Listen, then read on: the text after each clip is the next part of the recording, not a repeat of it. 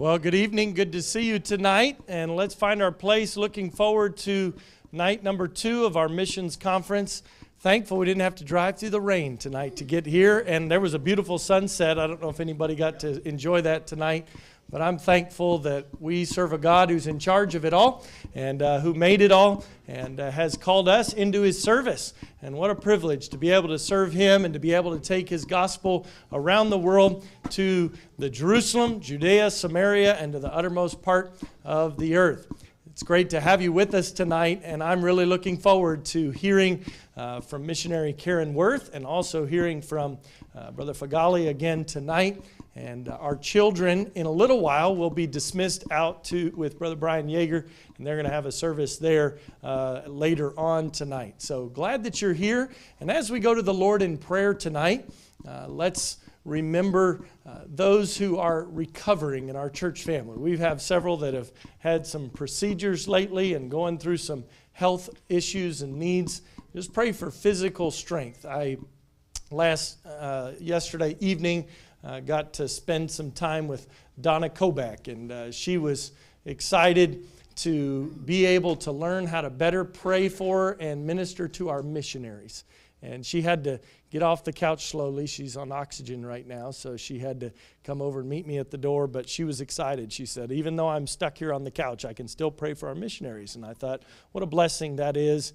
And at every stage of life, the Lord has plans for us, and we can serve Him no matter what our situation. And if you read back through history, some of the great revivals, some of the great stories of many people coming to Christ have come out of people just spending time in prayer. And many times some of those people were ones who couldn't get out of bed or couldn't get around to do so much. And we often think of our value is in what we do. And in fact, the value that we have is because of what Christ did for us. And we are serving Him in the strength that He gives. Well, let's go to the Lord in prayer tonight. Would you bow with me, please? Father, we love You. We thank You for this evening, and we thank You for this time to gather and hear once again from those who You've called out to go around the world sharing the good news of Jesus Christ. And may they be an example to us and an encouragement tonight to be faithful right where You have put us. Lord, we pray for those in our church family who are ill tonight, those who are recovering from various procedures and dealing with physical weakness. Lord, I'm thankful that You are the God who gives us strength day by day. You've given us each breath that we've had to breathe today. And Lord, we want to serve You faithfully with each moment, with each step, with each day that You give us. Lord, we pray tonight for the Colsons. Thank You for their ministry in Micronesia. Pray that You would just continue to be with them and bless them. Lord, You know that they are our special missionary family this month that we've just been highlighting and praying for in a special way. Lord, You know what they need. You know what their struggles are and their weaknesses are. Lord, we just pray that You would show Yourself strong in their work. We pray for souls to be saved there. Pray that You continue to keep the radio station going well. Bless the church there and all the ministries that You have called them to. We ask Your blessing now in this service. In Jesus' name I pray. Amen. Let's stand together. Brother Lewis is going to lead us. Bring them in, bring them in, bring them in from the fields of sin. Here we go. Bring them in.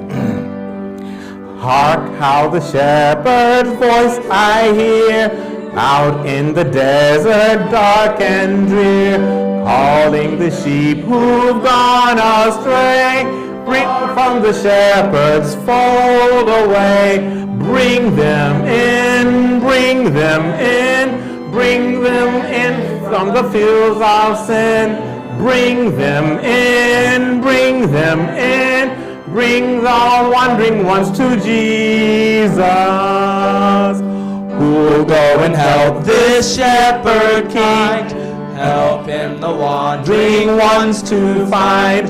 Who'll bring the lost ones to the fold, where they'll be sheltered from the cold. Bring them in, bring them in, bring them in from the fields of sin. Bring them in, bring them in, bring the wandering ones to Jesus. Out in the desert, hear their cry. Out on the mountains, wild and high. Hark, 'tis the Master speaks to thee. Go find my sheep where'er they be. Bring them in, bring them in, bring them in from the fields of sin. Bring them in, bring them in, bring the wanderings from Jesus.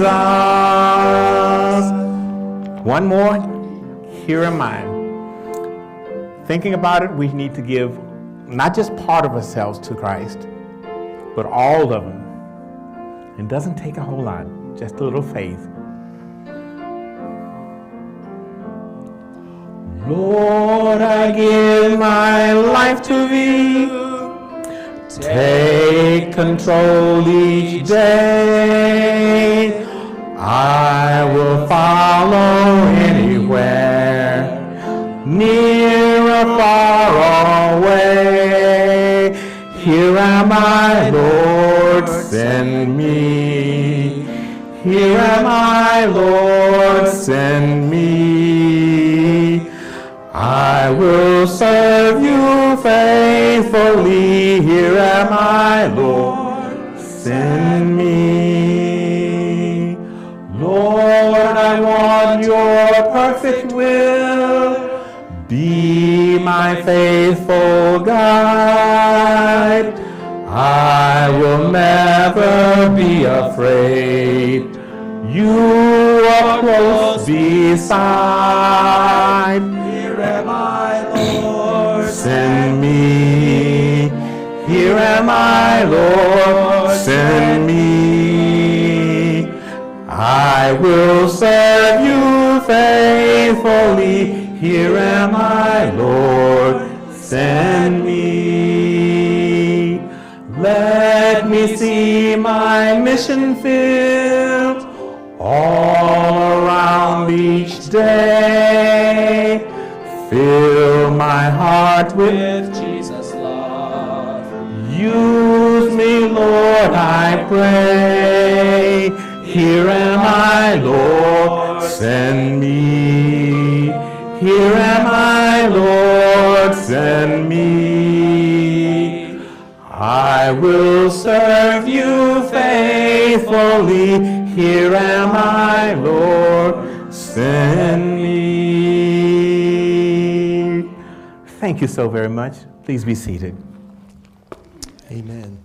Well, a few months ago, I got a note from Howard and Veronica Shin letting me know about a friend of theirs that was coming through Houston to visit and wanted to know if I would have time to meet with her. And so Veronica brought Miss Karen Worth by that evening or that afternoon, and we had a wonderful time of fellowship, just hearing about what God had done in and through her and how He continues to use her on the field of Indonesia, the country of Indonesia. And I don't know if field is really a good term for Indonesia because it's made up of many, many islands. So it'd be a very wet field, I guess, a lot of it. But I'm thankful for her ministry there, and I'm thankful for how God has worked it out so she could be with us. She didn't have this conference in her plans when we spoke it was, I think, in November, but it worked out just to be here last night and tonight.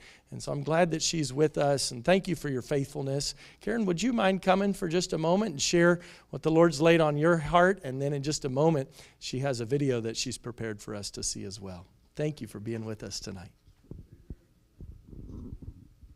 Thank you. It's a joy to be with you this evening. And I'm thankful that I can be here. And I'm thankful for the Shins that they have kept me in their home. And I want to tell you a little about how I ended up in Indonesia. A lot of people say, how did you go to Indonesia? So far away, clear on the other side of the world. Well, I grew up in a Christian home, and I thank the Lord for my parents. They taught me the Word of God. And when I was 5 years old, I realized that I needed Christ as my Savior. And I asked my dad one night if Jesus would save me. And of course, he said yes. And I trusted the Lord. Knelt down beside my bed that night. And our church is a lot like your church here. We have mission conferences. We have missionaries that come by. and then show their slides and talk about their field. And from a little girl, God began to put a burden in my heart for missions. And when I was 12 years old, the mission director of the World Baptist Fellowship came to our church, and he challenged the young people for missions. He preached from Isaiah chapter 6, "Whom shall I send and who will go for us?" And as he preached, I knew that that's what God wanted me to do with my life, and I surrendered to go to the mission field. I went to high school, graduated from high school, went to Bible college, graduated from Bible college, still did not know where God would have me to go. I had to wait for a missionary to come home from Indonesia. He and his family had been in Indonesia, and they got home, and I was been praying and asking God to show me. And I met with them, and they said, "Oh, we could really use you in Indonesia to work with the children in Vacation Bible School and the ladies." And so that was in 1975 that I went to Indonesia, and I've been there ever since. And I thank the Lord for the opportunity to serve him. There's joy in serving Jesus. And it's not always easy, but if I had to do it all over again, I would. And so I want to challenge the young people. If God calls you, don't be afraid to go. He'll give you great joy in serving him. And my video can tell the story so much better than I can, so I'd like to share it with you. Thank you very much.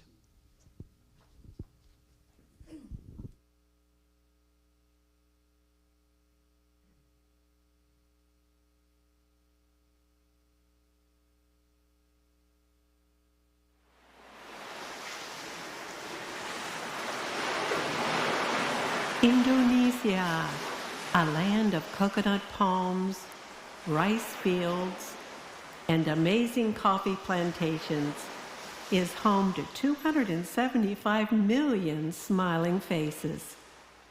Located in Southeast Asia, Indonesia is an archipelago of 17,000 islands which straddle the equator for more than 3,000 miles. Nearly 60% of the entire population of Indonesia reside on the island of Java. The land area of Java is about the size of the state of New York. However, its population is equal to the combined populations of the states of New York, Pennsylvania, Ohio, California, Texas, Illinois, and Florida. With 85% of its 275 million registered as Muslims. I live on the northwest coast of Java in the capital city of Jakarta. The urban core of this modern city has a population of 11 million. One of my ministries is training Sunday school teachers. Sometimes this includes my traveling to different churches across the islands to hold Sunday school teacher seminars. However, on a regular basis, I teach on 2 different campuses of our Bible college in Jakarta. The subjects I teach include Sunday School 101, Human Growth and Development, Visual Aids, Sunday School Administration, as well as teaching techniques. Each of my students has the opportunity to lead a Sunday school song using a visual they make, to teach a Sunday school lesson along with a memory verse, and to share the gospel by using the wordless book. It's exciting to see our graduates often return to their home islands to begin a new work or to help minister in a church that has already been started. Many years ago, after his graduation, Yandri returned to the island of West Timor to begin a work. In time, other graduates from West Timor returned to their home island, and today there are 4 mission churches in West Timor. Martin Luther, who is originally from West Timor, went to the city of Manado in the northernmost province of Sulawesi after he graduated to pastor a mission church there. A large group of our graduates from Kalimantan returned to minister to their own people. Today, there are at least 12 independent Baptist churches and missions scattered across western Kalimantan. After Bible college, Daud and his wife Noor traveled to Pekanbaru on the island of Sumatra to take over a mission work that had been left vacant when its young pastor died. The ministry has grown and they now have a new building. 3 years ago, a new mission work was started about 6 hours away. Nifo and his wife, who recently graduated, have taken over that ministry. Just off the western coast of North Sumatra is the tiny island of Nias. A majority of our alumni from Nias have returned to minister to their own people there. Today we have 12 churches scattered across the island. Independent Baptists now have churches or mission works in all the green-colored islands of Indonesia. We are praying that one day not only all the islands, but also all the provinces of Indonesia will have an independent Baptist church. When a graduate goes out to start a church, the mission often begins as a Sunday school, so Sunday school materials are greatly needed. Many years ago, the Lord burdened my heart to make Sunday school materials available in the Indonesian language for all our independent Baptist churches and missions to use. Preparing these materials not only includes translating, but also much printing, cutting, gluing, and assembling. The materials are packaged and then sent out to our churches to reach thousands of boys and girls throughout Indonesia. In March of 2020, when I learned of the COVID lockdowns, I asked Agnes, a 2017 graduate from our Bible college and a dynamic Sunday school teacher, to come to my house to help me make Sunday school videos.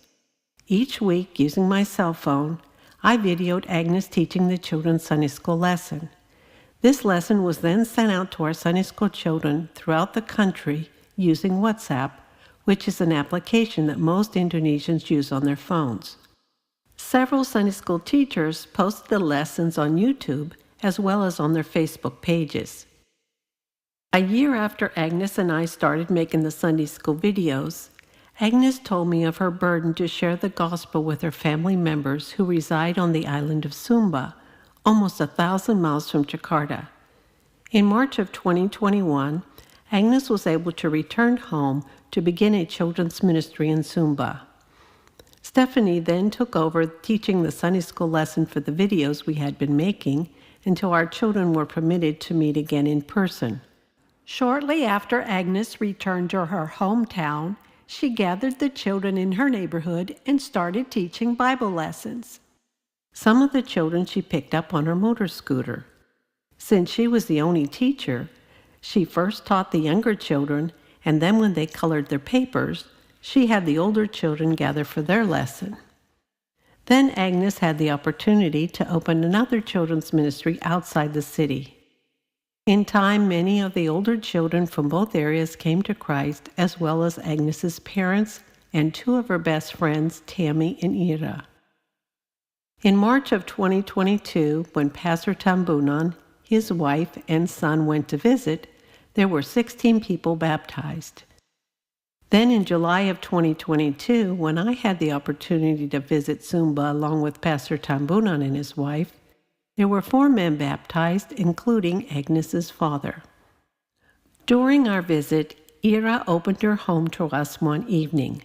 I spoke to the ladies and Pastor Tambunan taught the men.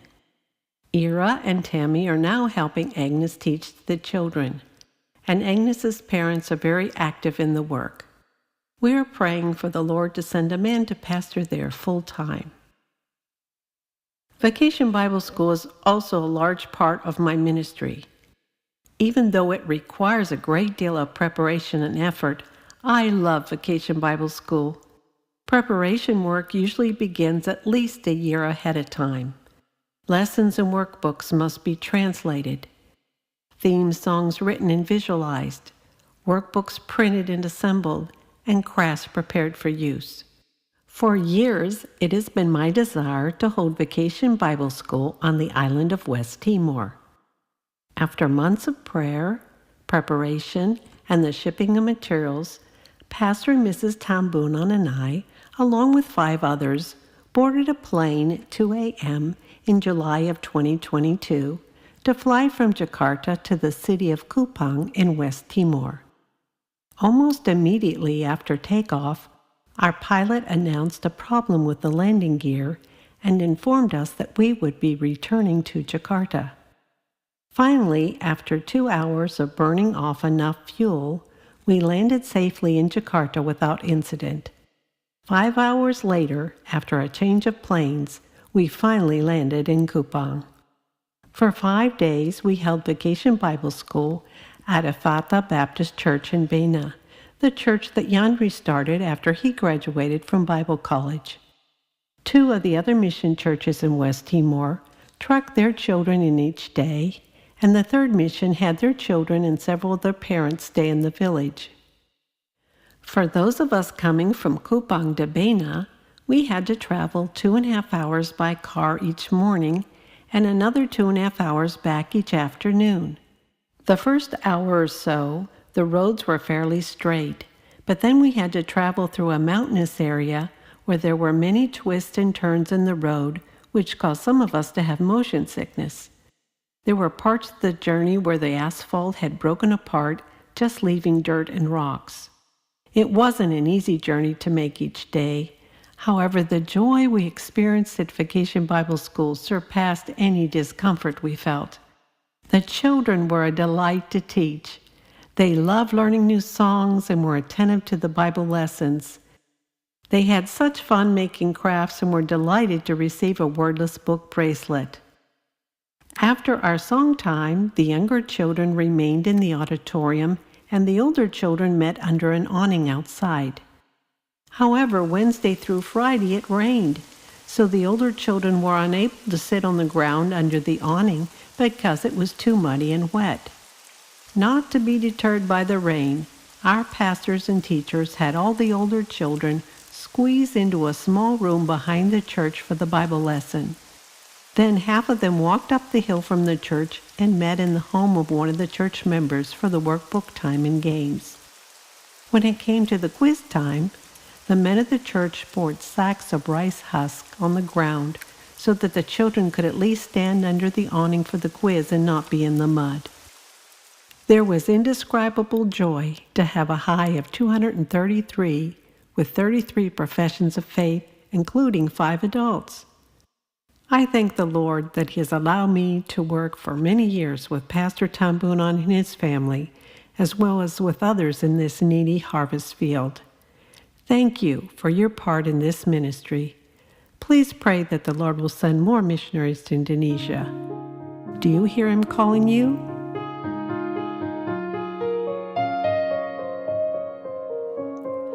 Who will go and tell the world that Jesus is the way?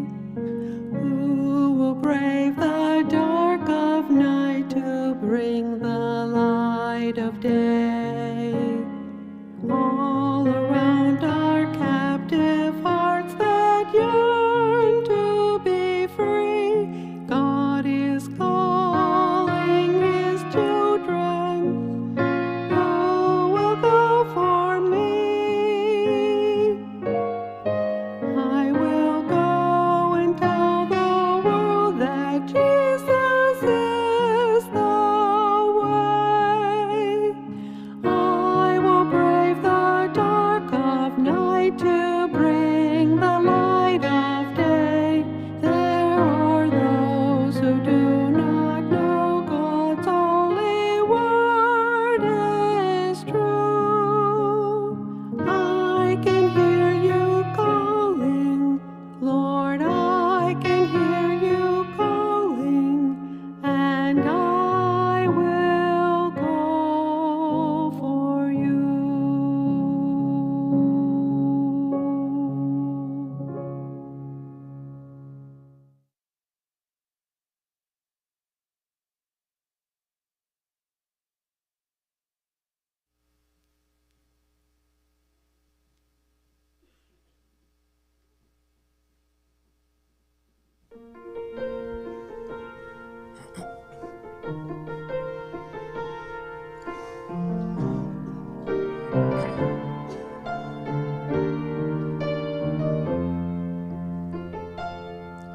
The preaching of the cross to those who won't believe is foolishness, foolishness. but the preaching of the cross to those who will believe is the power of God that leads to salvation. Were it not for the preaching of the cross, my soul would still be lost. Were it not for the blood of Jesus Christ, I'd still be seeking new life. I'd be lost in my sin, still searching for him. Were it not for the preaching of the cross.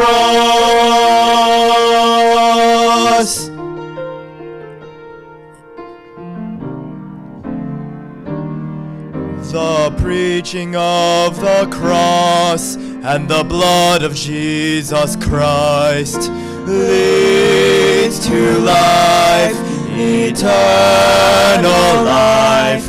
The preaching of the cross is a free gift of God to all who will come and take up salvation. Were it not for the preaching of the cross, my soul would still be lost. Were it not for the blood of Jesus Christ, I'd still be seeking new life. I'd be lost in my sin, still searching for him. Were it not for the preaching of the cross. How beautiful are the feet of those who bring good news of salvation. How beautiful are the lips of those who preach tidings of great joy. Were it not for the preaching of the cross, my soul would still be lost. Were it not for the blood of Jesus Christ, I'd still be seeking new life. I'd be lost in my sin, still searching for him. Were it not for the preaching of the cross, the preaching of the cross, the preaching of the cross, the preaching of the cross.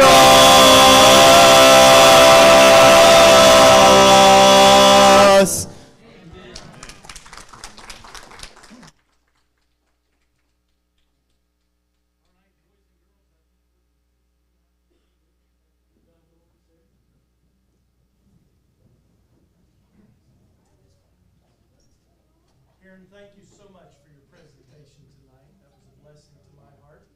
And we have a little bit of rain here. But thank you for just encouraging us to be faithful no matter what. And praise the Lord for what God's done there. Glad to have Brother Feghaly to come and preach for us again tonight. So you come and share with the Lord. Thank you.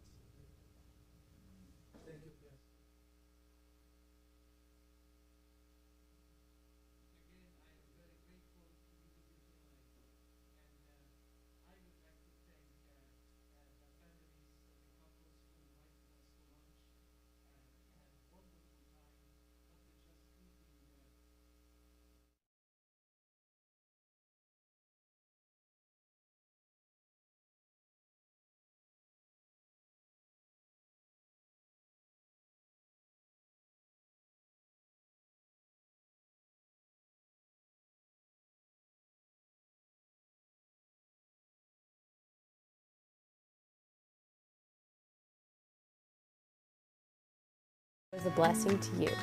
If you made a decision in light of today's message or are visiting with us for the first time online, we'd love to hear from you.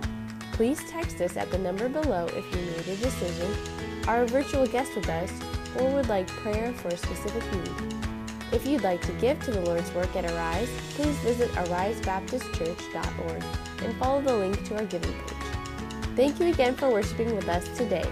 Have a great week in the Lord.